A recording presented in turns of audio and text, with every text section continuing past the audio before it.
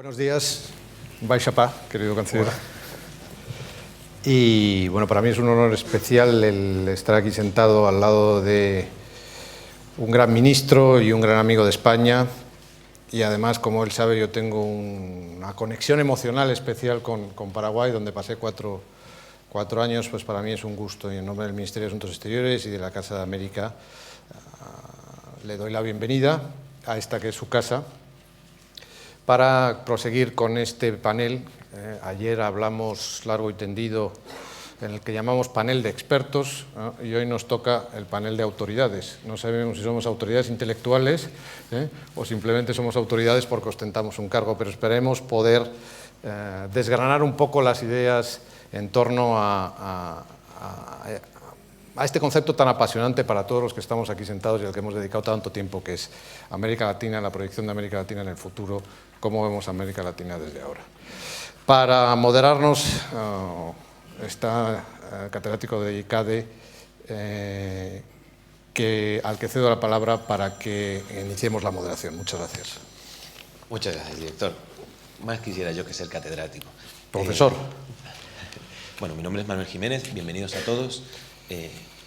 Prácticamente debo ser el único que precisa de cierta presentación, porque ni soy autoridad intelectual, ni desde luego soy autoridad institucional.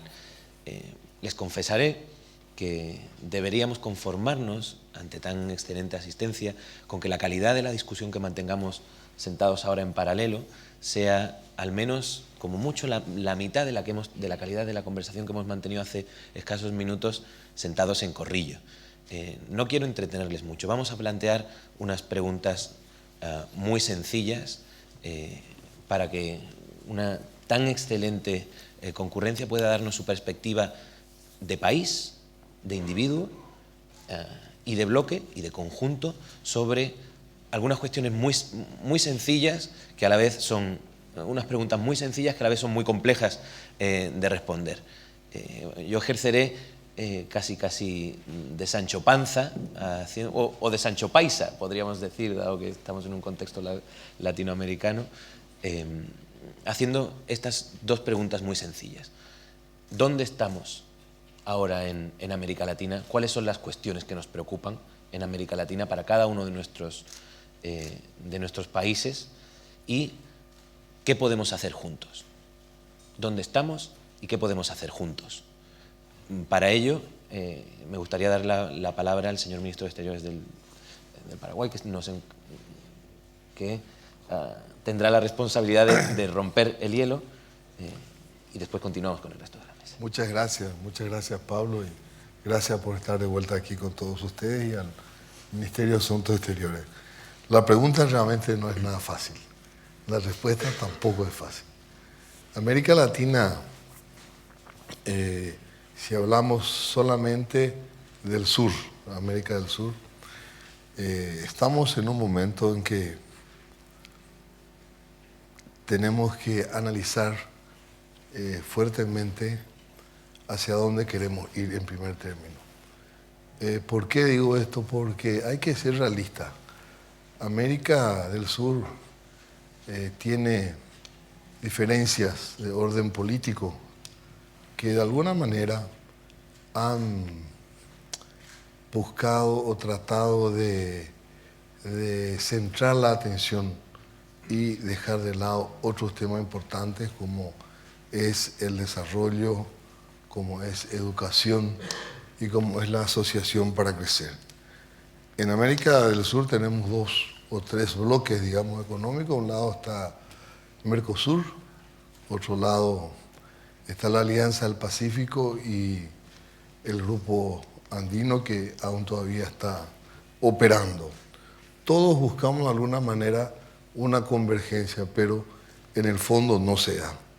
Creo que tenemos que sincerar y buscar los medios y la forma más adecuada para encontrar ese espacio de crecimiento conjunto. Es una zona de paz, es una zona que no hay conflictos, y los conflictos que se dieron fueron resueltos con una altura y una racionalidad y un respeto dentro del marco legal, como es el caso, disculpe que mencione, embajador, el caso de Perú, de Chile, y creo que es un ejemplo. Y es a donde nosotros tenemos que ir y buscar que es una región rica, es el granero que va a alimentar al mundo en todo. Tenemos energía, tenemos agua, tenemos comida, y creo que tenemos que tratar de buscar, no guiarnos mucho por las ideologías políticas, y por lo menos, y digo, un gran adelanto en estos últimos 2 años, que es vivir dentro del marco plural de la diversidad política y con un respeto a ello. Que son no pocas cosas, querido ministro. Don Enrique, me gustaría darle la palabra por unos minutos para que nos cuente cuál es su impresión sobre dónde estamos y a dónde vamos. Perdón, yo me salté un poco porque estaba preparando lo que quería decir. Si me repite la pregunta, por favor. Sí, son 2 cuestiones muy sencillas, don Enrique. ¿Dónde estamos en América Latina? ¿Cuáles son las cuestiones que nos preocupan? Bueno, menos mal que estaba escribiendo sobre eso. Sí. Bueno, miren, 3 o 4 puntos.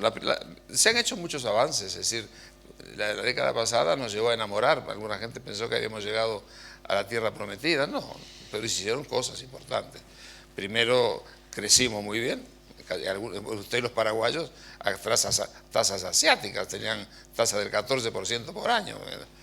Así que se creció bien, se distribuyó bastante bien, en el sentido que bajó la pobreza muchísimo, se crearon clases medias, en fin, tuvimos un mejoramiento incluso de la distribución del ingreso, modesto, pero hubo también. Tuvimos además, en todo ese proceso de crecimiento, mejoras sociales, fue una década en ese sentido buena. Segundo, ¿por qué crecimos así? Por 2 grandes motivos. Primero, el gran impulso que nos dio China, el precio de las materias primas, el viento de cola de las economías, sobre todo en América del Sur, fue China, y supimos manejar mejor la macroeconomía, cosa que nos llevó mucho tiempo aprender, pero hemos aprendido. Por lo tanto, esa combinación de buenos vientos de afuera y materias primas positivamente remuneradas y al mismo tiempo macroeconomía dieron lugar a un crecimiento interesante. Ahora, ¿qué es lo que habría que hacer ahora? La pregunta es qué es lo que habría que hacer adentro de los países y qué es lo que tenemos que hacer entre países y quizá nosotros frente al mundo. Yo creo que dentro de países el tema central, las preguntas centrales son las siguientes. ¿Cómo hacemos para seguir creciendo cuando tenemos una coyuntura internacional que no es la que teníamos en los últimos 10 años? Es decir, ¿cómo hacemos para seguir creciendo, que crezcamos menos, pero seguir creciendo?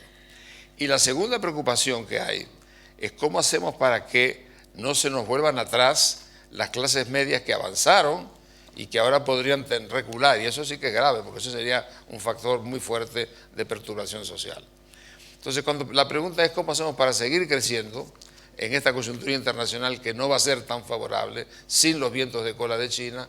Bueno, hay que mirar hacia adentro y hay que hacer varias cosas importantes. Lo primero, vamos a tener que pasar por un periodo de mayor frugalidad en los presupuestos. Cuando había plata para todo, aumentábamos los sueldos, invertíamos, aumentábamos las reservas. Hoy en día yo creo que vamos a tener por un periodo frugal, y eso siempre está de tensiones sociales, porque es difícil que los sectores que tuvieron mejoras importantes acepten no seguir teniendo la frugalidad. Segundo, enfrentar ciertas reformas que no hicimos cuando debimos haberlas hecho. No hicimos la reforma educativa de fondo que requeríamos, no hicimos la reforma productiva de fondo que precisábamos. Tenemos que invertir en infraestructura, tenemos que invertir en tecnología, en innovación, todo eso en donde hay una gran coincidencia. El problema es, hay coincidencia en qué hacer, el tema es cómo hacerlo, pero este es el momento. Y en tercer lugar, ya en una visión más de América Latina, yo creo que es el momento de mirar a la región como un recurso fundamental que tenemos allí. Mal que mal, América Latina tiene un producto de 8 trillones de dólares, que somos una potencia importante, hay un enorme mercado. Y ese mercado es tan grande y tan aprovechado por algunas empresas, las empresas multilatinas, que por algo tendrá el mercado cuando hay 500 empresas invirtiendo en todos lados. Y eso, ¿por qué no se puede potenciar con políticas inteligentes, sensatas? Es decir, muchas veces nosotros en esta materia hemos sido extremadamente ambiciosos y hemos puesto objetivos que serían objetivos finales, lo ponemos al principio, no cumplimos y nos frustramos. Bueno, yo creo que había que hacer un programa mucho más operativo de lo que podemos hacer juntos, donde ciertamente la infraestructura juega un papel importante, el trabajar en las cadenas de valor es importante, en fin, todo lo que realmente puede dinamizar la economía a nivel regional sería un factor fundamental. Y en materia internacional, pues tenemos que seguir defendiendo cosas que hemos defendido siempre. Yo creo que hay que seguir defendiendo el multilateralismo, las instituciones que hacen a la Organización Mundial de Comercio, y seguramente en todo ese esquema, si somos capaces de hacer las reformas adentro y si somos capaces de articular políticas de integración pragmáticas, no excesivamente ambiciosas, que nos permitan enfrentarlas y seguir en el proceso sin desanimarnos, yo creo que sería un poco la respuesta a su pregunta. Perfecto, don Enrique. Yo quisiera oír ahora la perspectiva de dos países en franco crecimiento. En primer lugar, Colombia, quizá, y después Perú. Embajador, ¿cuál es la posición, cuáles son los problemas que preocupan a Colombia y cuáles son las perspectivas de actuación conjunta para Colombia? ¿Qué se puede hacer? Muchas gracias. Hablar después de Enrique Lido siempre es bastante complicado por tratar de decir algo nuevo, pero yo un poco voy a tratar de parafrasear lo que se ha hecho hasta el momento. Yo centraría un poco estos 5 o 6 minutos iniciales en 5 preguntas fundamentales. La mayoría de ellas tienen que ver un poco con lo que se ha dicho acá, no tanto dónde estamos, sino qué es lo que vamos a hacer. Creo que es fundamental para la agenda de la región. Y lo primero es tal vez responder a la pregunta de cuánta desigualdad vamos a seguir soportando para que la democracia funcione. Y eso tiene que ver un poco con los nuevos escenarios en donde tenemos sociedades civiles más exigentes, un sector privado mucho más involucrado en la constitución del interés público, al punto que se ha convertido en un motor, por ejemplo, de nuestras cumbres y de nuestros consensos regionales. Y lo que es dramático, que tiene que ver con la segunda pregunta que ya formulo, es un sistema político desprestigiado, un sistema político que pierde legitimidad y para el cual, como se dice aquí en este país, hay que ponerse la mano en la nariz para hablar del ejercicio de la política, no solo en América Latina, sino en otras latitudes, lo cual es indiscutiblemente un déficit grandísimo.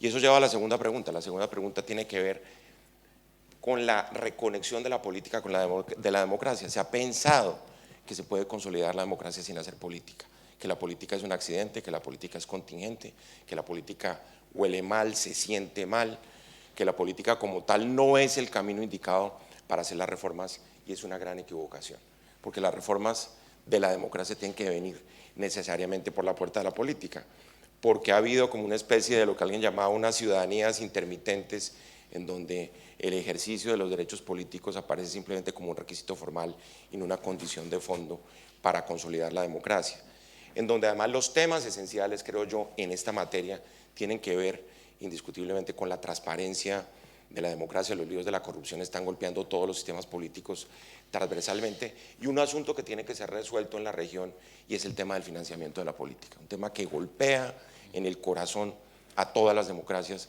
con una fuerza inusitada, que no ha sido resuelto, si financiamiento público, si financiamiento privado. Ningún país del mundo ha resuelto desde el punto de vista regulatorio el tema del financiamiento de la política. Lo tercero, don Enrique lo mencionaba, cómo construir un sistema de protección social basado en derechos, es decir, que tenga institucionalidad. Yo creo que el gran denominador común a nivel de transversalidad de la región es que todos los países, independientes de los colores ideológicos, han hecho programas sociales que han funcionado y que han reducido la pobreza, y el gran desafío es mantenerlos, es impedir que reculen, como decía don Enrique, o que se estanquen, lo que es peor. Parte de toda la protesta social que estamos viendo en la región, en esos sectores, tiene que ver con la necesidad de garantizar el ejercicio de derechos nuevos en clases sociales que hacen parte hoy en día de países que no solo son renta media, sino que son verdaderos países de clase media, donde la garantía de los derechos es fundamental. La cuarta pregunta tiene que ver esencialmente con el futuro, y es un poco la sostenibilidad institucional, la sostenibilidad política y la sostenibilidad fiscal, sobre todo de las reformas. Y cuando nos referimos a eso, decimos Bueno, la noción clásica de la gobernanza o de la gobernabilidad, cuáles son los acuerdos o los consensos políticos fundamentales dentro de la sociedad para realizar esas nuevas reformas. Porque lo que se indica es precisamente eso. Piketty, en todo su tratado de la desigualdad, que no se refirió lamentablemente a América Latina, lo decía abiertamente. Aquí el problema esencial de esto es cómo ajustar las instituciones políticas a que se mantengan las políticas sociales. Y ese ajuste de las instituciones políticas viene necesariamente de la mano de crear esos consensos, esos grandes pactos nacionales, esos pactos de Estado alrededor de la política social que ojalá se pudieran configurar. Y la quinta y última pregunta tiene que ver con lo que don Enrique ha marcado claramente, un poco superando esa esquizofrenia del Estado contra el mercado. ¿Cuál es el papel de la política pública frente a la competitividad, a la productividad, a la necesidad de situar al Estado en el centro de las preocupaciones del emprendedurismo para la innovación, que indiscutiblemente es el camino donde estamos bastante atrasados, y ese sí que es uno de los mayores déficits de la región? Gracias, embajador. Todas ellas preguntas bastante mejor planteadas y formuladas que las que yo hacía. He tomado nota, así que volveremos sobre cada una de ellas. Señor Roncagliolo, embajador, ¿cómo afronta este cleavage Muchas gracias. la sociedad peruana? Es un placer estar acá desde hace unos días en una nueva condición, y es un placer volver a ver a amigos tan queridos y tan importantes en América Latina y saludar al canciller del Paraguay. Ahora, yo a estas preguntas de dónde estamos, a dónde vamos, qué podemos, respondería con 4 ideas telegráficas casi por el tiempo. Primera, en 1983, ya avanzada la transición española, ya avanzada la transición de América Latina a la democracia, se hizo acá en el Palacio de los Congresos de Madrid un encuentro que se llamó Iberoamérica Encuentro en la Democracia. ¿Cuál era el foco para pensar América Latina en ese momento? La democracia. ¿Cuál es el foco ahora? El crecimiento, cómo lo sostenemos en estas condiciones y cómo podemos asegurar la democracia en condiciones de desigualdad notable, como ha señalado Fernando Carrillo.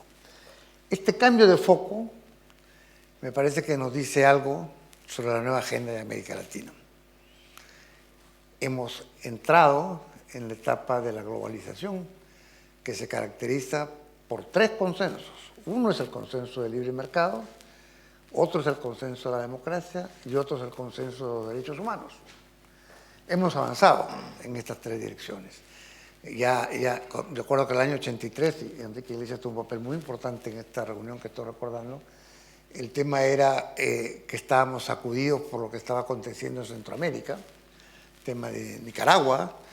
Los países andinos acababan de reconocer a la insurgencia nicaragüense como parte beligerante, que era muy importante también en el sentido de que América Latina adquiría una responsabilidad sobre sus propios problemas que no dejaba en manos de las grandes potencias de la época. Y, por supuesto, España ya salió de sus años de totalitarismo y eso no se acercaba demasiado, ¿no es cierto? Entonces, a mí me parece que lo primero es que cuando pensamos en América Latina ahora, le estamos pensando desde una situación distinta y comparativamente mejor para lo que la región significa. Segundo, ¿quiere decir que ya no tenemos que preocuparnos por el tema de la democracia? Aparentemente, superficialmente, no. En los años 70 solo había 4 gobiernos civiles en América Latina continental, que eran Costa Rica, que no tenía fuerza armada, ¿no es cierto? México, con un régimen particular, Colombia y Venezuela, producto de grandes pactos que después entraron en crisis. Todo lo demás eran gobiernos militares. Hoy en día no hay gobiernos militares en América Latina continental. Sin embargo, la democracia tiene problemas serios. No me refiero a ciertas dificultades en el ejercicio de la democracia en ciertos países que son más bien excepciones. Me refiero a la base social que da estabilidad a la democracia, que es las condiciones de vida de la población, que es a lo que se refería Fernando Carrillo, y que tiene tanto que ver con la necesidad de valorizar la política. y quiero reivindicar lo que hizo el BID bajo la presidencia de Enrique Iglesias y cuando Fernando Carrillo trabajaba en el BID, con publicaciones sobre la política importa. La política hay que recuperarla, no podemos pensar que vamos a tener una democracias sólidas, duraderas, en las condiciones de prestigio de la política y en las condiciones de desigualdad que existen en la región. Entonces, el problema de la democracia sigue vigente de otra manera. Tercero, me parece que también durante la posguerra fría, lo que hemos adquirido en América Latina es una gran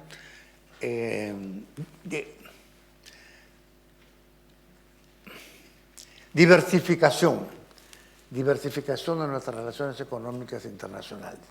Yo tomo el caso del Perú. En el Perú, el primer inversionista de inversión extranjera directa es España. El segundo es el Reino Unido. En materia de comercio internacional, el primer lugar lo tiene China, el segundo lugar lo tiene Estados Unidos. Es decir, es un ejemplo, no todos los países igual, pero la región se ha diversificado y ha ganado, por lo tanto, en independencia y ojalá en posibilidades de cohesión. Y al mismo tiempo se ha incrementado, estoy hablando del caso del Perú, lo que es el comercio interregional, que es el comercio que tiene mayor valor agregado y mayor participación de pequeñas y medianas empresas. Entonces, estamos en una capacidad de avanzar en esta dirección de la autonomía que no teníamos 50 años atrás. Y esto me lleva, por último, cuarta consideración, al tema de la fortaleza regional. Si uno mira la red institucional de la región, esto parece una ensalada de siglas por la cantidad de organismos que aparecen permanentemente y que se superponen unos a otros, ¿no? Y visto superficialmente puede parecer como un exceso de formalizaciones sin contenidos, pero no. Yo creo que a través de esta fecundidad institucional, de esta fecundidad para producir instituciones, se está revelando también un desarrollo de fuerzas centrípetas que es importante. Porque es fácil pensar América Latina como si hubiera un predominio de las fuerzas centrífugas, la Alianza del Pacífico frente a Mercosur. Pero detrás de estas diferencias hay también procesos de convergencia muy importantes. Quisiera poner un ejemplo político. El entendimiento entre Cuba y Estados Unidos, que es tan importante para la región, se produce después de la penúltima cumbre en Cartagena, donde América Latina formula de manera muy explícita y muy contundente la siguiente propuesta: no más cumbres sin Cuba. Entonces, no es solamente un asunto de política bilateral entre Estados Unidos y Cuba, es un problema de la fortaleza, de la independencia, de la capacidad de la región. Claro, esto en el terreno político. Temas como el de Cuba o temas como el de la Malvinas siguen siendo temas que nos unifican. Ahora bien, es obvio que frente a la Alianza del Pacífico, que es hoy día el mecanismo más dinámico, con más capacidad de concreción, con más desarrollo en la región, existen otras organizaciones y países que no están en el mismo ritmo. Pero eso, y esto es lo que yo quisiera subrayar para terminar, no significa que América Latina esté en un proceso de disolución, dispersión, contradicción interna.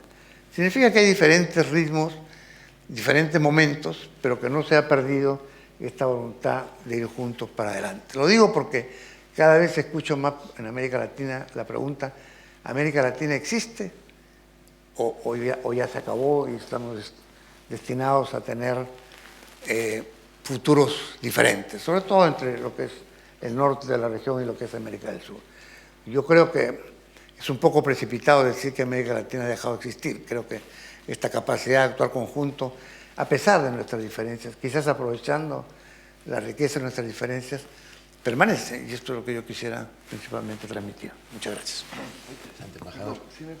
Por supuesto. Algo agregar lo que dijo el embajador con respecto a la visión si existe o no existe América Latina. Yo creo que existe. Y estamos convencidos porque en los eventos que participamos, como usted lo señala, tenemos una voz fuerte y muy organizada y coordinada, ¿verdad? Pero la situación, es decir, Para otros, otra visión de que no existe es porque no creamos problemas. Es decir, no tenemos las dificultades que hoy está teniendo Europa, por ejemplo, que focaliza toda la atención de la televisión. Uno, canal que sea el mundo que fuere, ve los problemas que tiene con la migración, el problema en Medio Oriente, y gracias a Dios esas situaciones no se dan en nuestros países. El problema nuestro es la pobreza. Ese es el problema que tenemos, ¿verdad? Y yo le pongo ejemplo de Paraguay, como decía el distinguido amigo don Enrique. Paraguay está alimentando a casi 70 millones de habitantes en el mundo con su producción agrícola. Nosotros tenemos 6,5 millones. No podemos tener pobreza en Paraguay. Y el tema de la política, que está devaluada, es por una conducta de los políticos. Pero se nota en ciertos países en la región que hay un deseo del pueblo y de la gente de que los políticos estén al servicio de ellos y no servirse de ellos. Que es lo que, como usted lo señalaba, pasa en nuestros países. Perdón, por favor.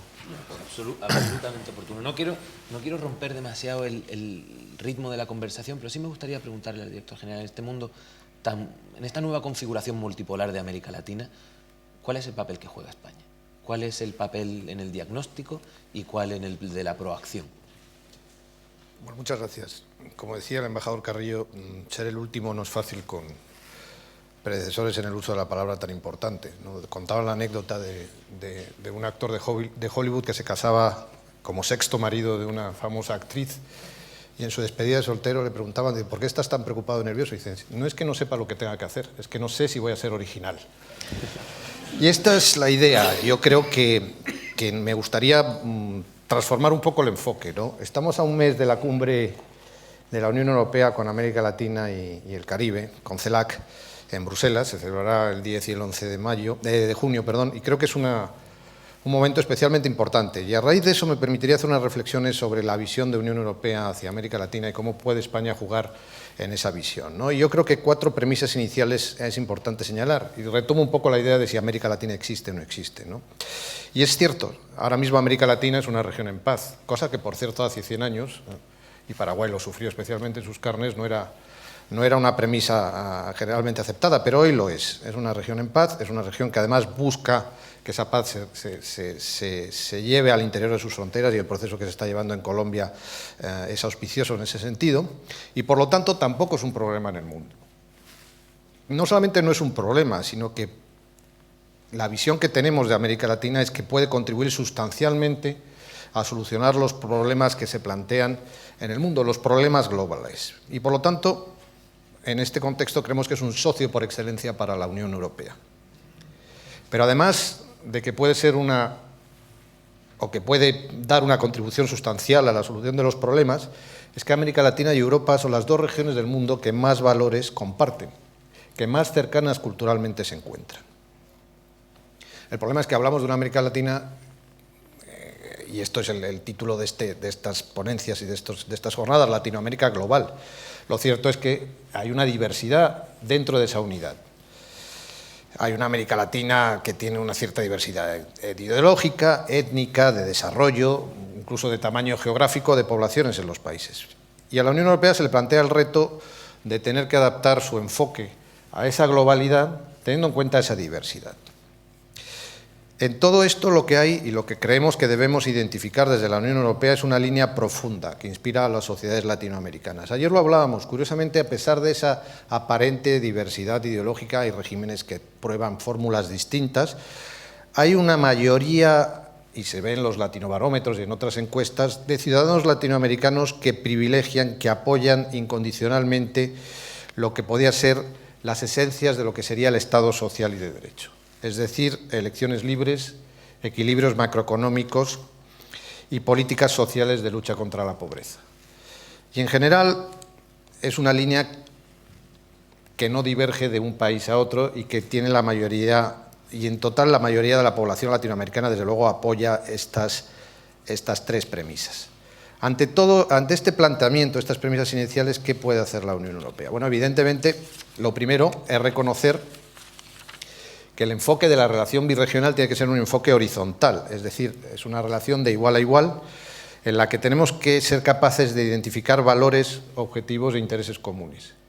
Porque no es tan fácil, es decir, sí es cierto que tenemos unos valores tradicionales, democracia, derechos humanos, cohesión social, multilateralismo eficaz, pero hay unos desafíos nuevos que tenemos que incorporar de alguna manera en esa identificación de valores. Yo creo que hay 3 temas de la gran agenda global, de los grandes debates que tenemos en los próximos años en la agenda global, como son fundamentalmente el cambio climático, la agenda post-2015 y el tema de seguridad y de drogas, que necesariamente deben ser incorporados al contexto de nuestra relación birregional.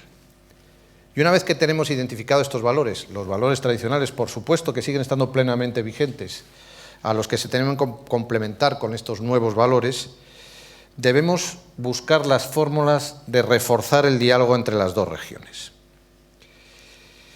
Y dentro de ese diálogo entre las dos regiones tenemos que tener en cuenta nuevos elementos. Los cambios en el sistema internacional, la aparición de nuevos actores. Hablaba el embajador de Perú de la importancia comercial que tiene China para Perú, pero también se produce en otros países de América Latina. Cómo irrumpe China con nueva fuerza, los nuevos intereses geoestratégicos de Rusia. Hace poco leía cómo estaban discutiendo en la Asamblea, en el Parlamento nicaragüense, el establecimiento de un sistema de posicionamiento de satélites en Nicaragua, un sistema ruso. El propio cambio de enfoque de Estados Unidos hacia la región, eso tiene que estar dentro del diálogo. Las nuevas formas de cooperación, y en eso ha sido pionero la comunidad iberoamericana con las nuevas fórmulas de cooperación sur-sur, pero esas fórmulas de cooperación sur-sur se tienen que extender al diálogo entre la Unión Europea. América Latina ya no es el tradicional receptor de ayuda al desarrollo, tiene que ser un socio en nuestros esfuerzos de cooperación al desarrollo, de manera que podemos incluso buscar fórmulas de cooperación triangular, la cohesión social de la que hemos hablado anteriormente, o incluso esta concertación en temas de la agenda global. En definitiva, desarrollar nuevas modalidades de diálogo. Yo tengo la impresión de que ya hemos agotado la fase, que fue una fase intensa y una fase interesante, de nuestros acuerdos de asociación con la Unión Europea. Ahora, en la cumbre de junio, deberemos actualizar el acuerdo con México, el acuerdo con Chile, cerraremos el acuerdo multipartes con la adhesión de Ecuador y debemos dar un impulso definitivo para cerrar definitivamente el círculo de los acuerdos con el acuerdo de la Unión Europea con Mercosur. Una vez que hayamos tenido, digamos, este esquema de acuerdos cerrado, debemos buscar esta nueva perspectiva de un diálogo reforzado sobre la base de estos principios y de estos elementos nuevos. Y ahí me quedaría. Muchísimas gracias, Héctor. Antes de dar la palabra al público, que seguro que hay muchísimas intervenciones interesantes para hacer, en el espíritu de la comunidad Global Shapers, que organiza con la Casa de América este importante o este trascendente evento, subyace un cambio, quizá un cambio de paradigma, aunque paradigma sea incluso una expresión ya manida, que pasa del pensar al hacer. Yo creo que en el plano del pensar, en el del deber ser, estamos de acuerdo en que los grandes problemas de la región, comunes a cada uno, decía Enrique, cuáles son los problemas internos y cuáles son las actuaciones externas. Bueno, pues en los problemas internos, yo creo que es claro que los problemas que enfrenta la región son cuestiones de gobernabilidad democrática, de transformación productiva, de inclusión social, lucha contra la pobreza, de integración, de construcción de alianzas con el resto del mundo, nuevas alianzas con esta nueva China menos activa en la región, con esta Unión Europea mucho más ensimismada, con esos Estados Unidos mucho más selectivo en sus actuaciones. Bien, hasta ahí estamos de acuerdo, pero las soluciones pueden ser individuales, las acciones pueden ser individuales, pueden ser conjuntas pero intergubernamentales y pueden ser supranacionales. La pregunta que me gustaría hacerles a todos es, 1, ¿quién ejerce el liderazgo en la región? ¿Quién debe ejercer el liderazgo en la región?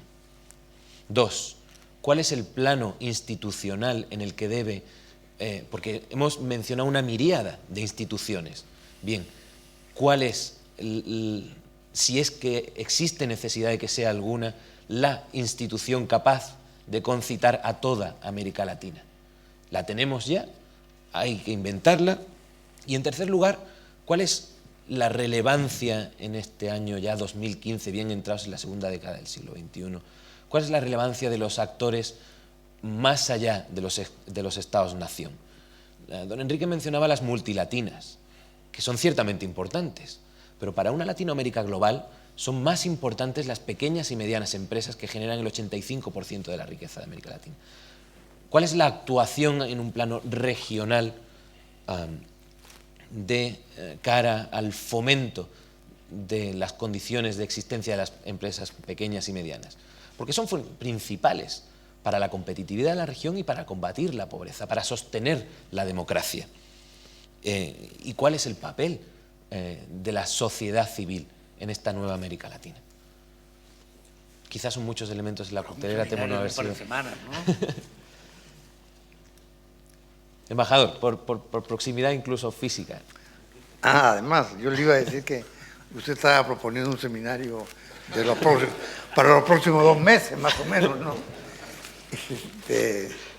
No son preguntas que yo esté en condiciones de responder, y menos aún en una condición de representación de mi país. Por ejemplo, la cuestión del liderazgo, ¿no es cierto? Es evidente que hay países en la región que por sus dimensiones, por su trayectoria, tendrían que cumplir un rol muy dinámico en este proceso, y creo que hay también una expectativa general de que estos países puedan cumplirlo, ¿no? Es lo que yo puedo decir sobre ese tema, ¿no? Y respecto al marco institucional, efectivamente hay una pluralidad de instituciones, pero yo creo que hay una vieja necesidad de fortalecer la institucionalidad de América Latina como conjunto, y que eso es complejo.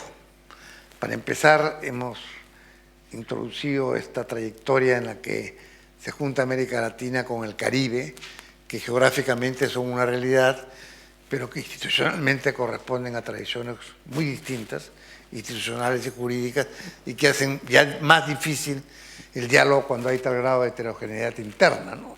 Pero me parece que ha hecho muy bien la Unión Europea en desarrollar una interlocución con CELAC, porque CELAC es la comunidad de Estados latinoamericanos y del Caribe que representa mejor al conjunto, ¿no? Y que es resultado de muchos esfuerzos, pero también la integración europea no empieza con Adenauer, Schuman y De Gasperi, ¿no? El propio Ortega y Gasset hablaba de esto bastante antes de la guerra, y hasta en la guerra de sucesión española ya se hablaba de la necesidad de una Unión Europea con esos términos, ¿no? Entonces es un proceso largo, no es un proceso tan corto. Entonces nosotros tenemos 200 años, la idea de la integración empieza con la desintegración producida por la independencia. Entonces no hay que escandalizarse demasiado de este spaghetti bowl que tenemos delante. Pero creo que CELAC, que tiene ahora la interlocución con la Unión Europea, cristaliza mejor al conjunto, mientras que las otras instituciones subregionales tienen su razón de ser. Es muy importante el mercado común centroamericano, el CARICOM.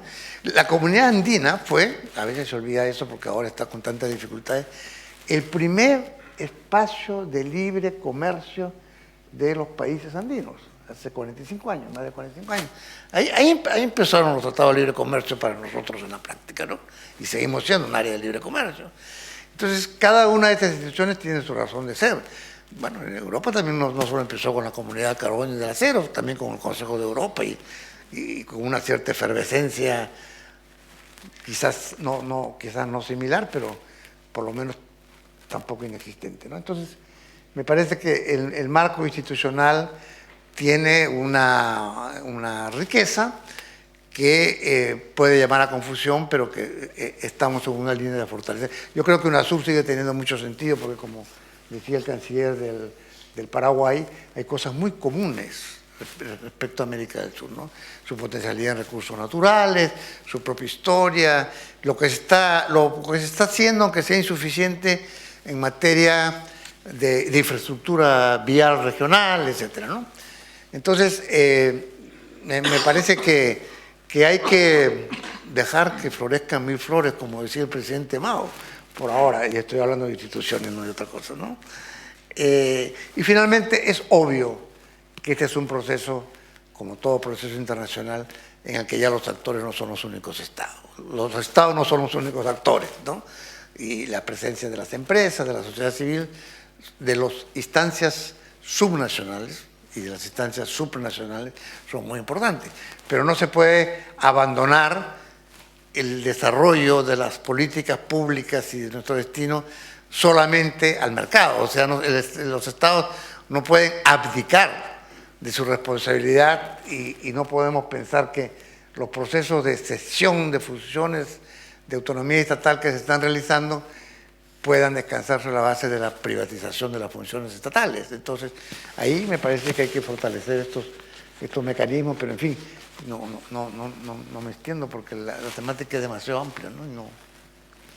Gracias. Don Enrique. Me gustaría sumar algún comentario a las cosas interesantes que han dicho nuestros embajadores y el ministro. Primero, estamos en un momento difícil en lo económico, pero no dramático. Yo creo que las materias primas nos están castigando un poco, pero tenemos reservas, hemos bajado la deuda. Es decir, América Latina, esa etapa no es la etapa que tuvimos en otros momentos. Por tanto, vamos a administrarla con frugalidad y vamos a tener conflictos porque, como digo, los sectores que venían mejorando van a tener que bajar un poquito sus aspiraciones, pero no estamos en un terreno de lo imposible. Lo que es importante es que las reformas que no hicimos cuando teníamos que hacerlas, ahora las vamos a hacer. Por tanto, en cierta manera, en una visión de mediano plazo, van a ser cosas positivas. El otro gran tema es el tema político, que se planteó acá muy bien.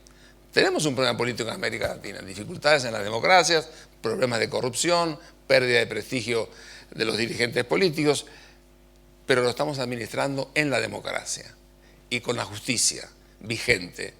América Latina va a salir mejor de todo esto. Va a ser duro, estamos pasando momentos complicados, pero vamos a salir mejor. Yo creo que económicamente y políticamente la sociedad latinoamericana administrada con democracia va a salir y va a salir mejor. Y vamos a poder potenciar cosas que están ocurriendo en la buena dirección. Yo diría, el proceso de paz de Colombia es una gran cosa. Y hay que desearle toda la suerte al gobierno y a la sociedad colombiana, porque es un gran tema para todo el mundo, no solamente para Colombia. Pero le diría también que la cumbre, la reunión del otro día en Panamá, poniendo otro clima, va a permitir no solamente el diálogo interrumpido desgraciadamente por 50 años, y poner en marcha un diálogo que va a tener influencia en todas las relaciones, porque va a bajar la antiamericanidad que dominó desgraciadamente durante muchos años, con o sin razón, pero fue así. Es decir, que se abren nuevas puertas. Por eso yo tengo una visión preocupada para administrar el presente en lo económico y en lo político, tratando de que los costos sean los menores. Pero va a haber costos, pero los estamos resolviendo y las democracias en este contexto van a salir fortalecidas. Ese es mi mensaje respecto a estos comentarios. Embajador, ¿cree que es un momento de liderazgo para Colombia? Pues yo creo, como bien decía don Enrique, que la apuesta de Colombia es precisamente al diálogo como solución de los problemas de una sociedad. Nosotros estamos donde estamos porque un poco combinamos esas tres variables que se han mencionado acá, un proceso de profundización democrática que se inicia con la Constitución del 91, el respeto durante más de 50 años, digamos, a la estabilización macroeconómica, porque pues nunca hemos incurrido ni en aventuras populistas ni a la tentación de romper con los fundamentos esenciales del funcionamiento económico y por supuesto los resultados sociales, porque al fin y al cabo todo este diálogo aquí esta mañana se justifica en la medida en que el objetivo último sea aumentar el bienestar de nuestros pueblos. Si las reformas políticas y las reformas económicas no llevan a eso, pues sencillamente no estamos haciendo nada. Lo que sí creo es que hay la necesidad de reconfigurar los escenarios institucionales para interpretar y ponerle un poco el oído a lo que está sucediendo en la calle. Porque las transformaciones no son solo que hay nuevos actores, las organizaciones de la sociedad civil, los conglomerados empresariales que juegan un papel tan importante también en toda esta nueva dimensión pues, de lo público como tal, sino al interior del Estado mismo. Y lo digo no solo desde el punto de vista negativo de lo que ya mencionábamos, del desprestigio de la política, sino de la forma como muchas organizaciones sociales están tratando de entrar a la política en una configuración del ejercicio de la política que es bastante particular, y es un ejercicio de la política individualista y apolítico, entre comillas, que es lo que estamos viendo, lo estamos viendo en España, lo estamos viendo en buena parte de los países de la región latinoamericana, y es como una especie como de despolitización involuntaria en el ejercicio de la política, y eso es grave porque deteriora las instituciones clásicas de la representación. Las primeras víctimas son los congresos y los partidos políticos, cuando nos hemos inventado una forma distinta de la representación. Yo creo que ese ánimo de la democracia del instante, de la democracia plebiscitaria, de la reacción inmediata frente a la política, del cortoplacismo en el ejercicio de la política, es bastante negativo, pensando en una perspectiva ya de mediano y largo plazo. Lo que sí creo, hablando en la parte internacional, es que me parece que lo que debemos tratar de seguir tejiendo son todos los puntos que nos unen. Las políticas sociales, por ejemplo, que ya lo decía, independientemente, ustedes se recorren la región de México a la Argentina y hay políticas sociales que han funcionado. El papel que juega el empresariado y la sociedad civil. Nosotros decíamos, y ha sido como credo un poco de lo que es la estabilidad económica de Colombia, lo que le ofrece a la inversión extranjera, que la seguridad jurídica es un valor para los empresarios que cada vez adquiere mayor importancia. La seguridad jurídica no es un patrimonio ni de la economía de mercado, no es un patrimonio de la ortodoxia del capitalismo, es una herramienta que en últimas puede ser una herramienta, como se ha demostrado a lo largo y ancho de la región, que en el momento en que se vulnere, los primeros que pagan son las clases menos favorecidas, como lo dicen incluso quienes en un momento creyeron que esto hacía parte de una ortodoxia neoliberal y de un modelo de los 90. No, es que resulta que si no hay seguridad jurídica estamos rompiendo las reglas de juego y estamos afectando las bases fundamentales de la población. Entonces sí creo que hay posibilidades de comenzar a tejer, sobre todo a nivel de las políticas públicas, creo yo. Yo creo que el avance que ha marcado Alianza Pacífico, por ejemplo, va en esa dirección, en sentarse, además del diálogo político, que puede ser algo secundario acá, lo importante es sentarse con los responsables políticos, con los ejecutores de las políticas públicas, a ponerse de acuerdo y armonizarlas. Me parece que es un gran punto de partida, y de lo rescatable, pues, de lo importante que ha hecho Alianza Pacífico ha sido precisamente propiciar ese tipo de diálogo sobre todo lo que nos une y dejando un poco al lado lo que nos separa. Canciller, continuando con la Alianza Pacífico, ¿es un contexto para liderazgos grupales de estados de tamaño medio? La Alianza del Pacífico es un contexto donde se alíen los, valga la redundancia. No, en primer término yo le quiero dar una respuesta con relación al liderazgo, ¿verdad? Yo creo que en nuestra región existen más bien referentes. Referentes porque todos crecimos, ¿verdad? Algunos más pequeños, otros más grandes, pero cada uno tiene también su posición en la comunidad internacional y hoy ya nadie puede actuar solo, eso es una realidad. Con respecto a la institución que pueda representar a América Latina, como él lo decía el ex canciller y embajador, CELAC es un órgano que nace de un sentimiento muy íntimo de los países caribeños, ¿verdad? Porque hay una gran sensibilidad en el Caribe con respecto a lo que es América Latina y lo que es Caribe. Entonces, se logró esa construcción de la CELAC, creo que ha sido un gran paso. Tenemos la OEA, ¿verdad? Que es la gran olvidada en este momento. A pesar del gran trabajo que hizo, yo reconozco en varios sectores, el exsecretario actual todavía Insulza, y la cooperación que prestó la OEA en cuanto a la observación electoral en América Latina. Y creo que es una gran contribución que ha hecho para la legitimidad de las elecciones y las autoridades. Con respecto a lo que hablaba de los actores, efectivamente la sociedad civil, por lo menos en Paraguay, ha crecido enormemente, tiene una gran fuerza hoy y que se expresa libremente. Tal es así que el gobierno aprobó, se sometió al Congreso una ley sobre acceso a la información, donde todo Lo que es público está en la página web de todas las instituciones públicas, todo el manejo. Y hechos de corrupción son denunciados, seguidos y presionados también por la sociedad civil paraguaya. Ahora, hablaba el embajador de Colombia sobre la preocupación que se tiene de la política y los políticos, ¿verdad? Nosotros también estamos preocupados a veces por la improvisación que existe, que en un espacio que puede darse aparecen actores políticos que realmente no tienen una convicción o una visión de lo que es la política. Y eso pasó con Paraguay en su momento dado, ¿verdad? Y nosotros hemos tenido un proceso constitucional, algunos no lo reconocieron, eran sus problemas, pero nosotros sí tuvimos ese proceso constitucional.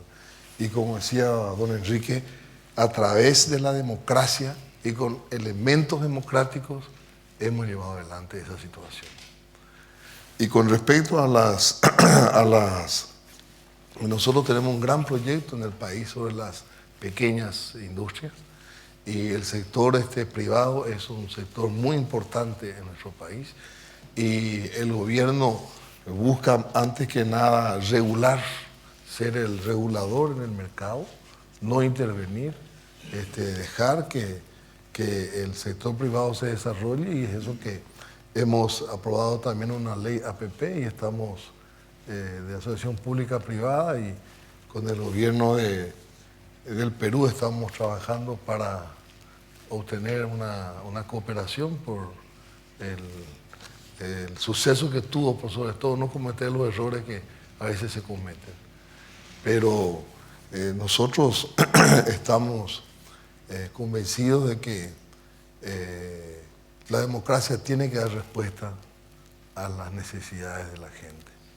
Y necesitamos trabajo, y el Paraguay hoy tiene un proyecto hasta el 2018 de invertir como 7.000 millones de dólares en infraestructura, que es muy necesario. Somos un país sin litoral, ¿verdad? Y eso es lo que va a generar toda una cadena de trabajo, y vamos a elevar el nivel de vida de nuestra gente.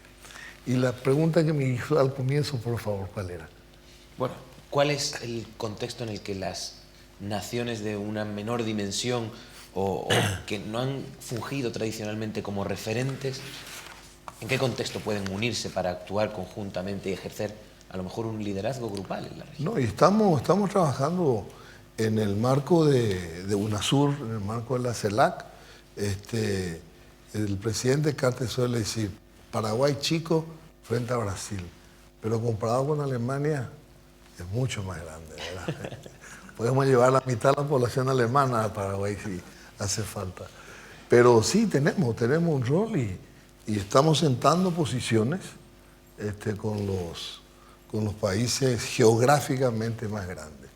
Pero en cuanto a presencia y a la decisión y defensa de nuestros intereses o de referencia, estamos trabajando bien con Colombia también en todos estos eventos, con Perú también a nivel de los órganos multilaterales, regionales, con posiciones claras, ¿verdad? Con posiciones claras, y muchas veces confrontando fuerte con otras posiciones que creemos no corresponden en este siglo. Muchísimas gracias. Me gustaría, si disponemos de un tiempo para abrir un turno de preguntas, sí les rogaré brevedad y que por favor se introduzcan para que los miembros de la mesa tengan ocasión de saber el background del interlocutor. Tenemos aquí, por supuesto. Simplemente para cerrar rápidamente, hablando del tema de la institucionalidad regional. Simplemente decir, y creo que es una descripción, no es un juicio de valor, es una institucionalidad regional tremendamente fragmentada. Eso no es bueno ni es malo per se, pero es una realidad. En segundo lugar, otro dato, solo el 14% del comercio total de América Latina es intrarregional, lo cual quiere decir que también es otra realidad y otro dato descriptivo. Eso nos lleva a pensar que es posible que en el futuro la integración sea más de abajo a arriba que de arriba a abajo, como se ha intentado hacer hasta ahora. pero es un elemento de reflexión que dejo ahí. Y fundamentalmente volver a lo que había dicho el embajador Carrillo respecto a la democracia y a la representación política.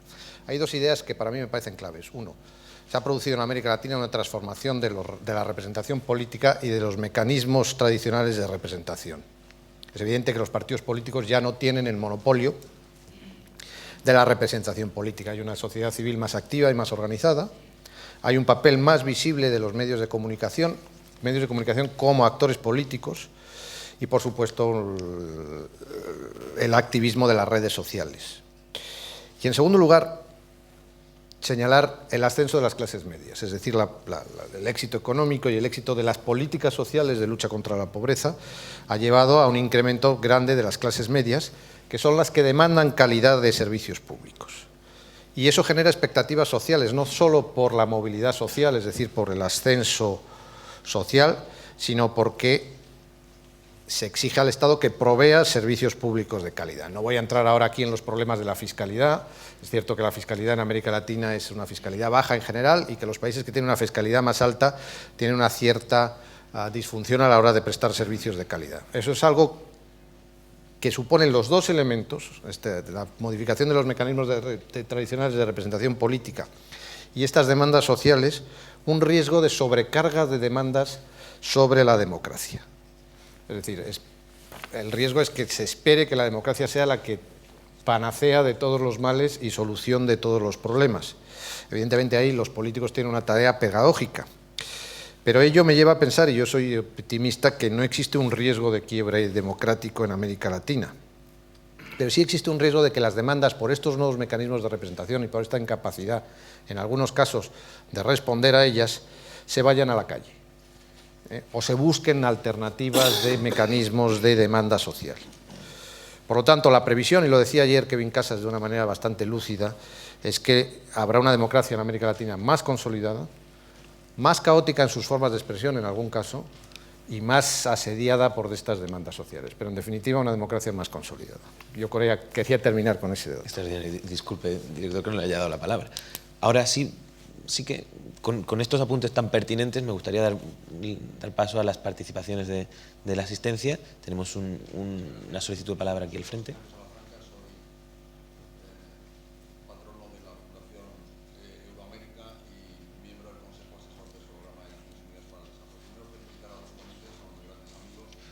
Y hacer dos preguntas en clave política y económica y otra para el director general. En clave política decía un presidente mexicano, Porfirio Díaz, que en política todos los amigos son falsos y todos los enemigos son verdaderos. Yo creo que en la exégesis maquiavélica de este principio lo que se predica es que entre los políticos no se puede tener nada estimable, nada positivo. Y yo creo que el gran reto que se plantea aquí es cómo hacer posibles y superables los retos del siglo XXI con los instrumentos del siglo XIX que son con los que estamos trabajando.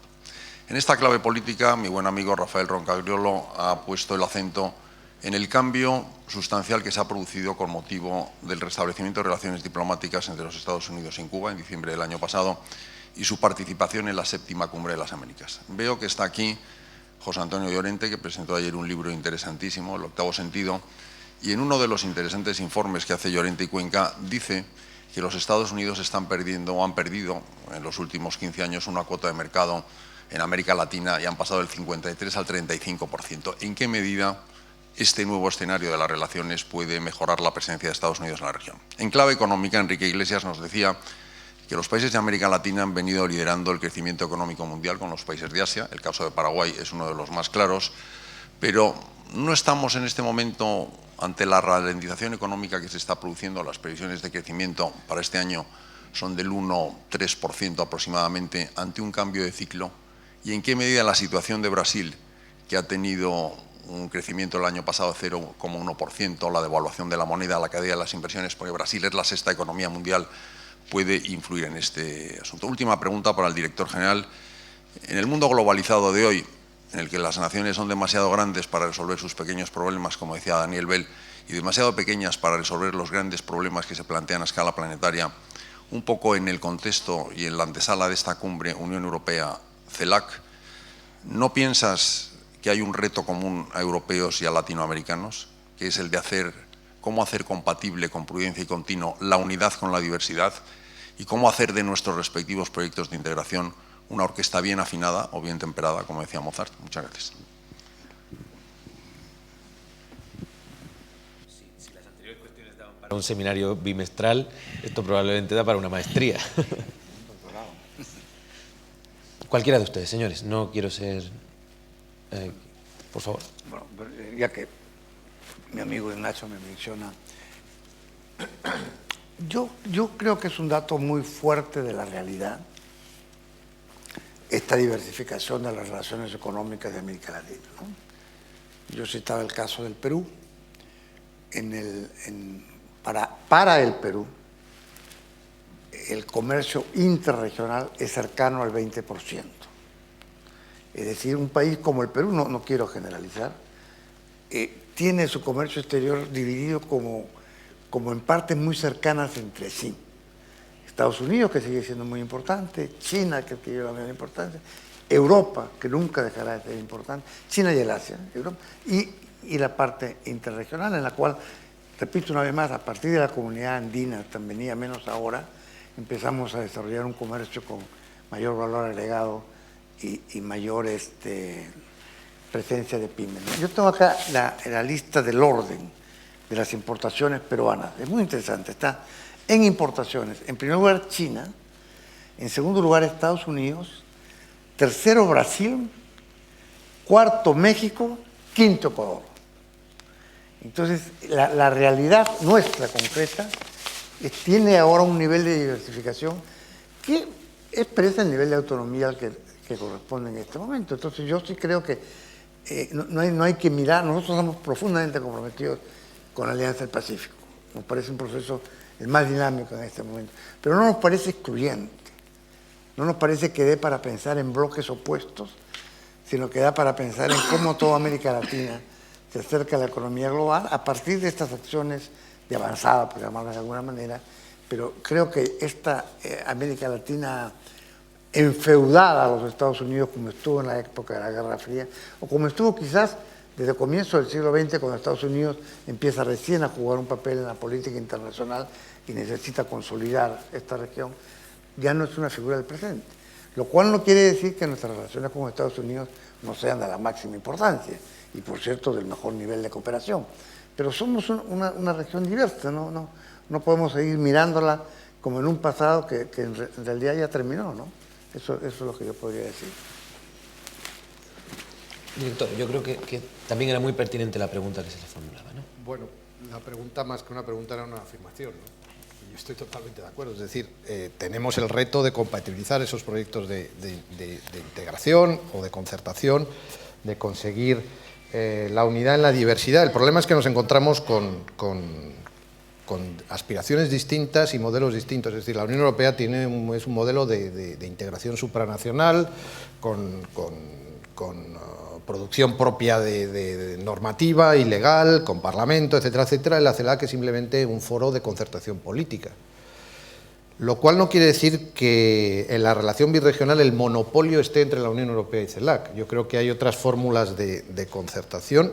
La Unión Europea tiene intensos diálogos con organismos subregionales, como es el Sistema de Integración Centroamericano, como lo es Mercosur, a pesar de que no terminamos la negociación de un acuerdo de asociación, pero sí tenemos un diálogo político con Mercosur, y como son otros modelos, la Alianza del Pacífico. Esperemos empezar en breve con un diálogo entre la Unión Europea y la Alianza del Pacífico, que no se ha podido dar hasta ahora, pero que creo que se va a poder poner en marcha en breve, y ver esos valores que decía que compartíamos, esos nuevos elementos de la agenda global que nos interesan, en qué mecanismo y a través de qué mecanismo podemos perseguir mejor el reto común que tenemos ambas regiones de tratar esos desafíos globales. El marco del diálogo político original es la Unión Europea-CELAC, pero yo creo que existen otras posibilidades de ir articulando otros mecanismos de concertación y de estructuración de la agenda birregional que nos permitan avanzar en otros de esos muchos elementos que componen esa agenda. Tenemos tiempo para una última pregunta muy breve antes de cerrar y continuar con la jornada. Ustedes afirmaron que que hay un proceso de despolitización y, sin embargo, América Latina está viviendo una época donde las libertades se convierten en un proceso de apertura hacia la sociedad. Esta sociedad no hay que confundir con la sociedad del siglo XX, sino una sociedad más abierta hacia sectores sociales postergados. La política ha sufrido un proceso de falta de intelectualización, una especie de oquedad para la inteligencia, un problema que Daniel Bell ya venía viendo y por lo tanto precisamente insistía en que pasábamos a una etapa de transformación de los poderes. Daniel Bell sostenía que el primer poder en el Estado nacional y transnacional es el poder económico. El segundo poder es el poder de la opinión pública o de los medios de comunicación. Y el tercer poder es el poder político, ideológico, incluyendo a las iglesias. Ahora, en función a la construcción de América Latina hacia una globalidad, lo que se ve es que hay un proyecto de visión, no de país, sino una visión regional, continental, y en ese sentido estamos en el siglo XXI, y es la pregunta que le quiero dejar a ustedes abierta, si efectivamente avanzamos hacia un proceso de construcción de Estado transnacional donde lo que importa ya es la cooperación, la integración y sobre todo el diálogo intrarregional, de la misma manera como también importa para cada gobierno una apertura de diálogo al interior con sus propios conciudadanos. O sea que la sociedad moderna, como la sociedad líquida de Naumann, está presente en América Latina, pero como un punto de inflexión. Es lo que quiero plantearle a ustedes. Gracias. Perfecto, muchas gracias. Sí, tal vez un poco atando esa pregunta a algo que afirmaba Nacho Salafranca. Además, yo creo que los puntos comunes, los espacios comunes se pueden construir alrededor de acuerdos que se han venido dando de manera práctica en la realidad. Es decir, si existe o no una fractura ideológica en América Latina, cuál es el papel del Estado, qué papel jugaron pues todas las políticas neoliberales de los 90, yo creo que es una discusión que tenemos que superar ya y tal vez descender a los hechos y al diálogo a nivel de políticas. Nosotros estamos hablando de una crisis de la política porque pues la política no sigue ejerciéndose con P mayúscula, decía muy bien el señor canciller del Paraguay, que hay un problema de subjetividad en el ejercicio de la acción política, que tenemos que distanciarlo de lo que estamos tratando de armar como marco común de políticas que funcionen. Y ahí llámese o no pragmatismo, hay cosas que funcionan y hay cosas que no funcionan. Yo lo decía, parte del diálogo de la región, donde tenemos puntos comunes, tiene que ser las políticas sociales.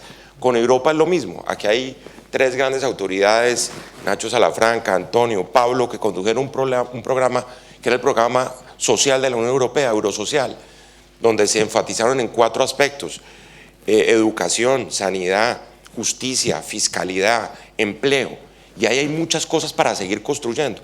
Entonces yo creo que más que volver a la discusión original de la macrocefalia, de la institucionalidad regional y de esa gran comunidad que vamos a construir, independientemente de todo lo positivo que estén haciendo las organizaciones regionales, bajemos al campo de las políticas y de los diálogos sobre las políticas para seguir identificando de nuevo todo lo que nos une. Perfecto, canciller, yo no quisiera dejar de darle la palabra para cerrar esta extraordinaria mesa. En primer término, muchas gracias por esta oportunidad de poder estar aquí y señalar que hablábamos de diversificación.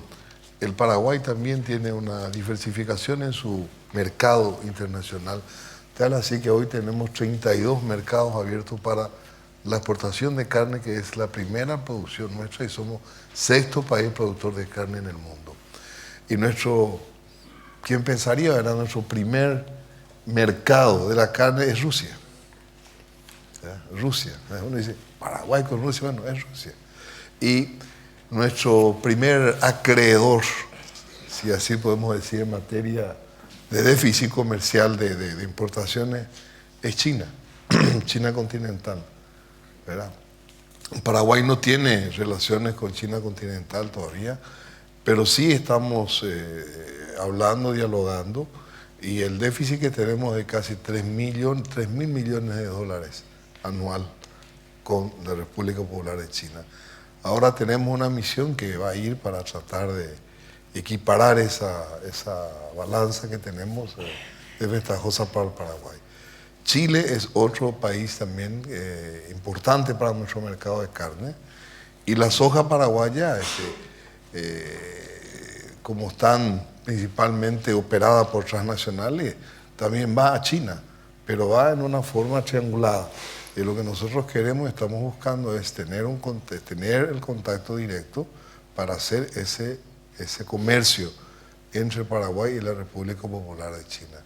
Y en esto el pragmatismo chino se está viendo mucho, y yo le decía ayer justamente al canciller García Margallo de que Europa abandonó mucho América Latina y China copó ese espacio que se quedó, ¿verdad? Copó un espacio económico, un espacio de garantía y seguridad para su propia provisión de materias primas, de alimentos, ¿verdad? Y hoy lo que nosotros estamos buscando en América Latina, con Brasil especialmente, una asociación en cadenas productivas, de tal modo que desde el Paraguay se pueda venir a sumar valor agregado a productos nuestros e ingresar a los mercados internacionales por la competitividad que tiene la producción en Paraguay. Es un valor accesible y rentable para las empresas. Y con respecto a nuestra región, creo de que hay vocación de avanzar en una unidad dentro de la diversidad que tenemos, acercarnos cada vez más entre nosotros.